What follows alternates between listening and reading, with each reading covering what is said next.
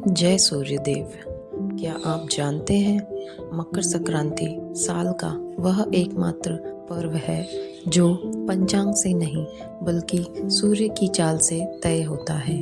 और अगर इस दिन सही समय पर पूजा और दान कर लिया जाए तो पूरे साल सूर्य देव की विशेष कृपा बनी रहती है।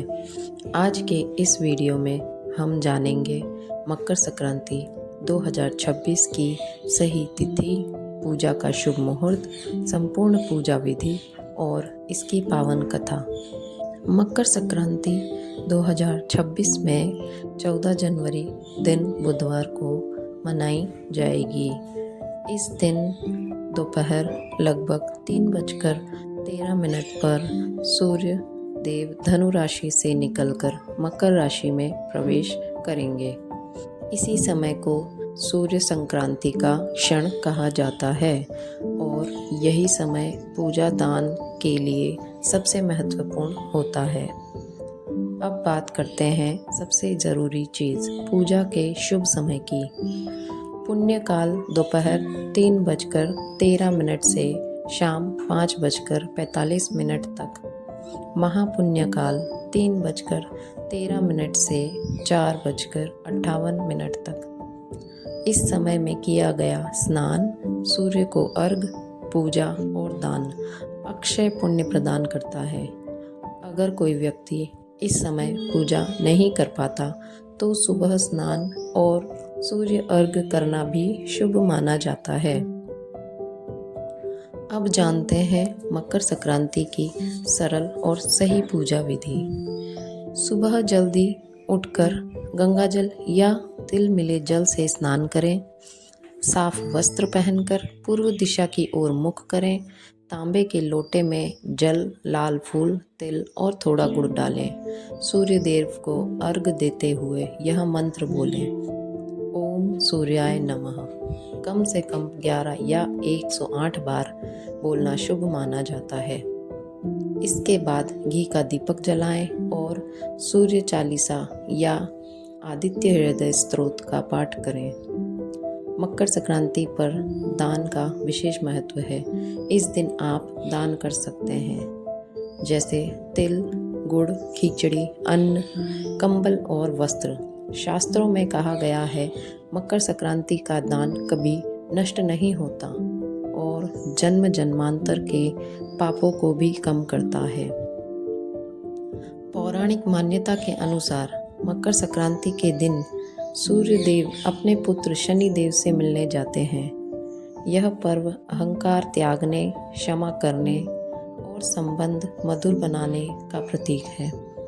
इस दिन से सूर्य की उत्तरायण यात्रा शुरू होती है जिसे देवताओं का दिन कहा गया है।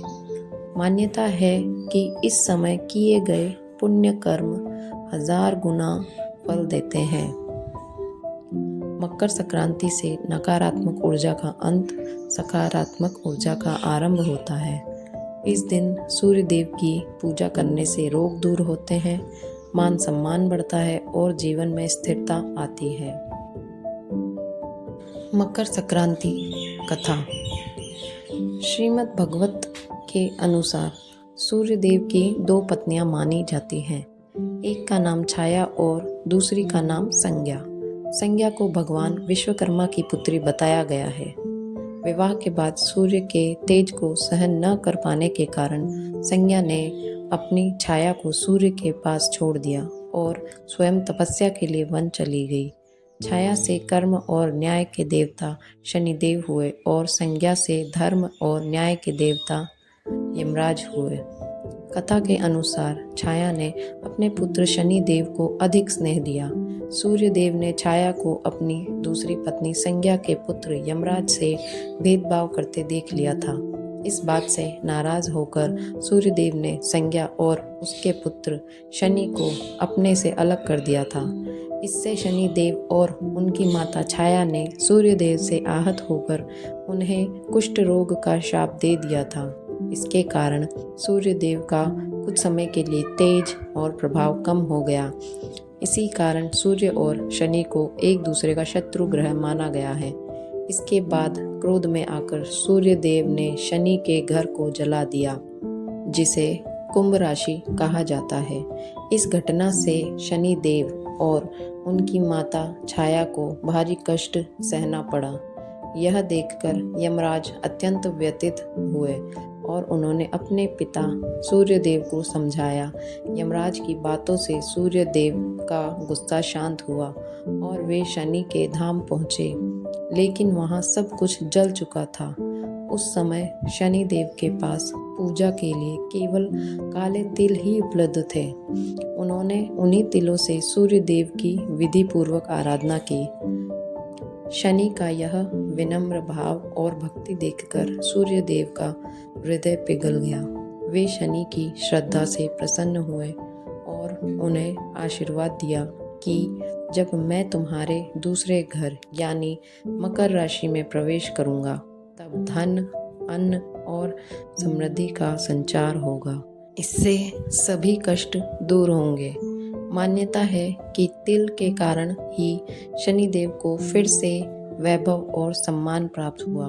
इसी वजह से शनिदेव को तिल अत्यंत प्रिय माना जाता है। मकर संक्रांति के दिन तिल से सूर्य और शनि की पूजा, दान और स्नान का विशेष महत्व बताया गया है। सूर्य देव आप सभी पर कृपा बनाए रखें, आपके जीवन में स्वास्थ्य, सुख और समृद्धि आए। मकर संक्रांति 2026 की आप सभी को हार्दिक शुभकामनाएं। अगर वीडियो अच्छा लगा हो तो शेयर ज़रूर करें ताकि यह पुण्य संदेश और लोगों तक पहुंच सके। धन्यवाद।